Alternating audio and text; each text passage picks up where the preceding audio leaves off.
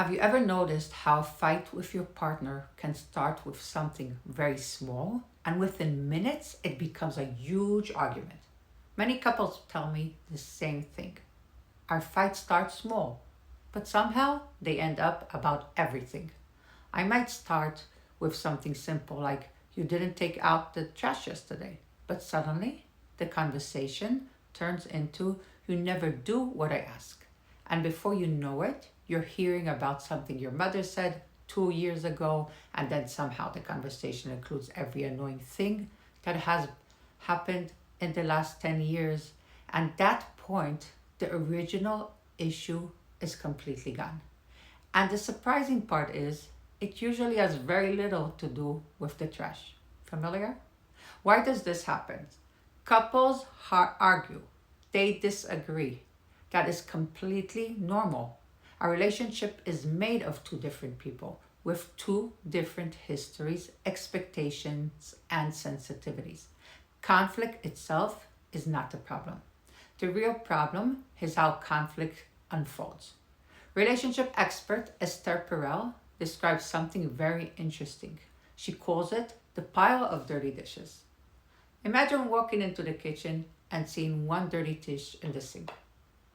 You wash it. Simple, no? But imagine walking in and seeing a huge pile of dishes stacked on top of each other.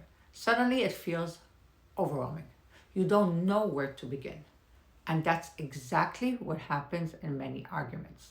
Couples start with one small issue in the present and then pile on past hurts, unresolved conflicts, family members, things that happened months or years ago, until the conversation becomes emotionally explosive. Let me give you a very typical moment that happens in many relationships. One partner says, "Why didn't you take out the trash yesterday?" The other partner responds with defensiveness. Why? Because they hear something very different. They hear, "You never help. You're irresponsible. You're disappointing me." So they respond with defense. Now the first partner feels unheard and raises the intensity. Suddenly the conversation becomes, "You never listen to me. You always do this. You're just like your father," and so on. And now both partners feel attacked. What started as one small issue becomes a fight about the entire relationship. What happens when couples argue?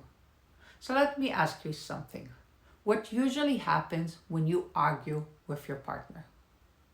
Most couples say they want dialogue, but what often happens is not really a dialogue at all.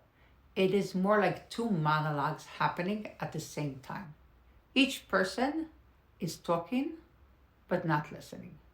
No one is really listening. We're focused on what we want to say next. And then we're surprised when the issue isn't resolved. We're surprised when we don't feel heard. And slowly resentment begins to build. When I ask couples why they want to attend a couples workshop or come to therapy, the answer I hear is, we want to learn how to communicate better. And the interesting is that most couples have the best intentions. They want connection, they want understanding, they want communication. But somehow, despite those intentions, couples often find themselves in the middle of giant arguments. Arguments that started small and suddenly escalated. I'll give you a simple example from my own life. I grew up in a family with 7 children. When you grow up in a big family like that, if you want to be heard, you learn very quickly that you have to speak fast and to the point, because someone else might jump in. So I learned to speak quickly and briefly, and that worked perfectly well in my family. But when I do that in my relationship, something different happens.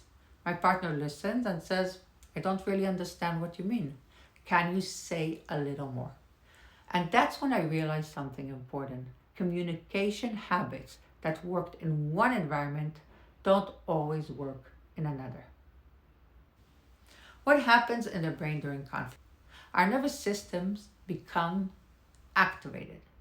When we feel criticized or misunderstood, the brain interprets it as a threat, and the body reacts automatically. Some people become defensive, others shut down. Some raise their voice, others go silent. At that moment, we are no longer calmly trying to resolve a problem. We are trying to protect ourselves. And when two nervous systems are reacting at the same time, arguments escalate very quickly.